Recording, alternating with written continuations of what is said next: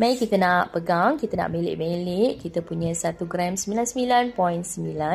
Yakinlah bila kita beli ni, kita memang boleh let go semula kepada kilang. Yang ni sebelum Arya hantar semula kepada kilang, memang kita dah cuba juga letak dekat rahnu berhampiran.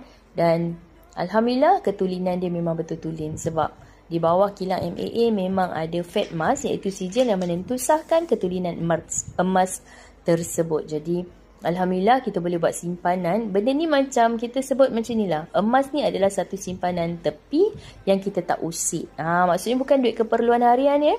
Kita simpan, ada simpan. Tapi bila sampai matlamat ataupun bila kita nak gunakan, kita gunakanlah instrumen nak cairkan. Sama ada nak jual terus, habislah bukan hak milik. Tapi kalau rahnu, kita kena belajar cara nak urus surat-surat rahnu.